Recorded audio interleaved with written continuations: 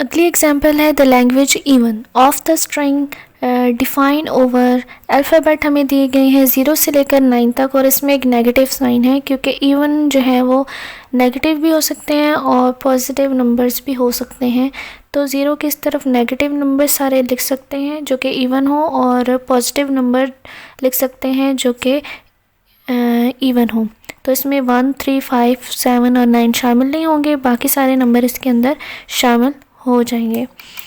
अगली लैंग्वेज है, इसमें a की पावर n है, b की पावर n है, यानी कि हमें एक a लेना है जिसकी पावर कोई कुछ भी हो सकती है और n जो है वो 1, 2, 3, 4, 5, 6 कोई भी कुछ भी हो सकता है, यहाँ पर कोई भी नंबर हो सकता है n। और हमें अल्फ़ाबेट दिया हुआ है a b, यानी कि हमने जो भी लैंग्वेज लिखनी है वो a और b से बनी होनी चाहिए और उसमें a की पावर भी कुछ भी हो सकती है और b की पावर भी कुछ हो सकती है। तो यहाँ पे a की पावर है 1, यहाँ पे b की पावर 1 है, अगर कोई भी पावर ना हो तो 1 होती है। तो यहाँ पे 2a है तो इसकी पावर 2 होगी, यहाँ पे 2b है तो इसमें 2 होगी, यहाँ पे 3 है, यहाँ पे b की पावर 3 है, यहाँ पे a की पावर 4 है, यहाँ पे b की पावर 4 है।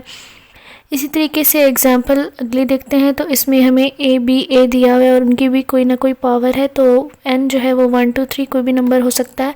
अल्फ़ाबेट हमें दिया हुआ है a b, तो इससे पहली जो लैंग्वेज बनेगी उसमें शुरू में भी a आएगा और आखिर में भी a आएगा और इस तरीके से हाँ नंबर ऑफ़ एज जो हैं वो हर एक स्ट्रिंग के अंदर बढ़ते जाएंगे, लेकिन पैटर्न यही होगा कि पहले a आएगा, दरमियान में b और फिर a आएगा।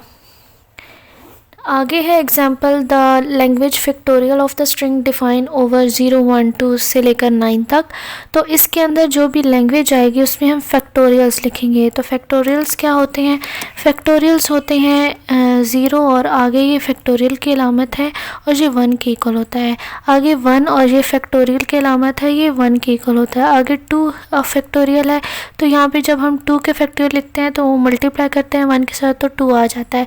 3 का फैक्टोरियल कैसे लिखा जाता है?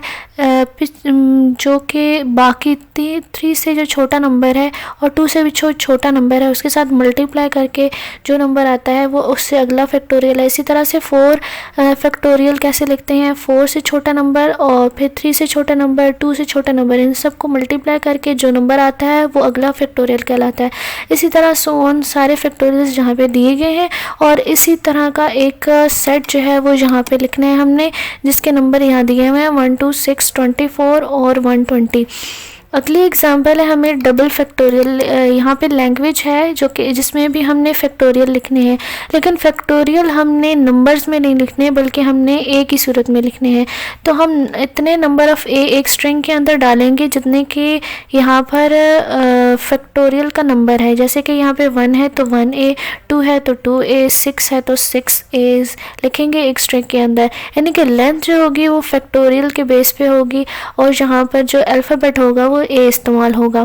आगे जो है वो डबल फैक्टोरियल लिखने हैं और डबल फैक्टोरियल का मतलब होता है कि उसको डबल कर दें उसकी तादाद को तो वो डबल हो जाएगा। इस तरह यहाँ पे इस एग्जांपल के अंदर फैक्टोरियल लिखने हैं। अगली जो एग्जांपल है उसमें हमने स्क्वायर लिखना है, तो यहाँ पर n का स्क्वायर होगा। तो n का स्क्वायर कैसे लिखेंगे? इसमें हमें जो लैंग्वेज बनानी है वो अल्फ़ाबेट a से बनानी है। तो a यहाँ पर हमारे पास अल्फ़ाबेट है और n जो है वो एक पावर है उसकी और n के भी आगे एक पावर है 2, यानी कि n की पावर हमें 2 दी गई है। तो अगर हम इसमें 1 पुट कर दें n की जगह पर तो a की पावर जो है वो यहाँ पर 1 बनती है, तो यहाँ पर 1 आ जाएगा। फिर उसके बाद अगर हम इसमें 2 पुट करें तो 4 आ जाएगा। तो हमें स्ट्रिंग की लेंथ 4 रखनी है, यानी कि हमें इसमें नंबर ऑफ़ ए जो है वो 4 लिखने हैं एक स्ट्रिंग के अंदर। उसके बाद यहाँ पर 3 जो है अगर हम n की जगह पुट करें तो 8 आएगा। उसके बाद अगर 4 करें तो 16 एंड सो ऑन, ये आगे चलता रहेगा सिलसिला। एग्जांपल है आगे डबल स्क्वायर यानी कि उसी को डबल कर दें उसकी तादाद को। तो यहाँ पे 1 था तो इसको डबल करें तो 2 हो जाएगा और यहाँ पे जो अल्फ़ाबेट है वो a नहीं है बल्कि a b 2 है। तो यहाँ पर अगर ये भी एक स्क्वायर ही लिखा हुआ है तो हम इसको डबल कर देते हैं। तो यहाँ पे 1 है इसकी तादाद, लेंथ सिर्फ देखनी है कि यहाँ पे एक स्ट्रिंग की लेंथ 1 है तो उसको डबल कर दें तो वो ए बी हो जाएगी, क्योंकि यहाँ पर ए और बी 2 हैं। तो अगले में यहाँ पे 4 है तो डबल करें तो 8 हो जाएगी। तो यहाँ पर जो लेंथ होगी इसकी वो 8 होगी। तो इस तरह से डबल स्क्वायर बनेगा। शुरू में हमें यहाँ पर 4 एज रखने हैं, क्योंकि यहाँ पे देखें ए की पावर जो है वो n है और n की भी आगे पावर 2 है। तो यहाँ पर अगर हम n की जगह पे 1 रखें और a की पावर होगी यहाँ पे 1, तो 1 मल्टीप्लाई अगर हम उसकी पावर 2 रखें तो 1 मल्टीप्लाई 1 होगी। तो यहाँ पर a की 1 होगी, यहाँ पे b की पावर भी 1 होगी। तो पहला जो स्ट्रिंग बनेगा उसमें दोनों की जो लेंथ होगी वो 1 होगी। अगर हम 2 रखें तो 8 होगी और इस तरह से 3 रखें तो वो हो जाएगी 16। सो इस तरीके से ए की जो तादाद है वो बढ़ती जाएगी और एज़ कम्पेयर टू बी की तादाद भी उतने ही बराबर इसके साथ बढ़ती जाएगी। तो इस तरीके से इसमें लैंग्वेज लिखनी है। उसके बाद है प्राइम लैंग्वेज, ऐसी जिसमें हम प्राइम नंबर्स या प्राइम लेंथ हो, यानी कि जो भी स्ट्रिंग है उसकी लेंथ जो है वो प्राइम हो।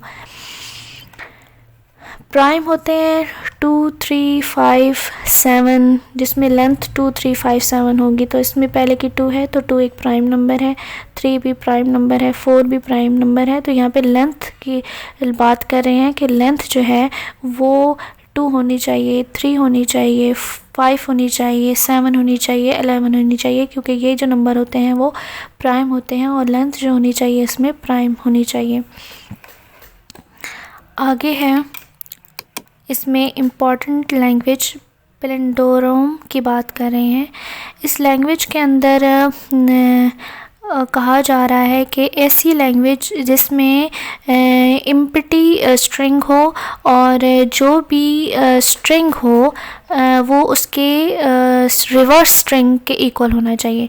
यानी कि अगर हम कोई भी स्ट्रिंग लिख रहे हों और उसको उल्टा भी करें तो वही बने। जैसे कि ये अगर हम इसको उल्टा भी करें तो भी ये फिर से ए ही रहेगा, बी को भी उल्टा करें तो बी ही रहेगा, और ट्रिपल ए है तो इनको भी उल्टा करें तो ट्रिपल ए ही रहेगा। तो वो रिवर्स जो एस है वो इक्वल होना चाहिए एस के, और इसमें जो पहला स्ट्रिंग है वो एम्प्टी होना चाहिए। तो एम्प्टी के लिए जो हम इसमें इस्तेमाल करते हैं सिंबल वो लैम्डा है, और ये स्मॉल लैम्डा है जहाँ पर इस्तेमाल की जा रही है एम्प्टी स्ट्रिंग के लिए इलामत। तो इस तरह के स्ट्रिंग जो है वो पैलिंड्रोम ऐसे लैंग्वेज में आते हैं। उम्मीद है कि आपको आज की वीडियो पसंद आई होगी। मेरे चैनल को सब्सक्राइब करना मत भूलिएगा, लाइक और शेयर भी कीजिए। शुक्रिया।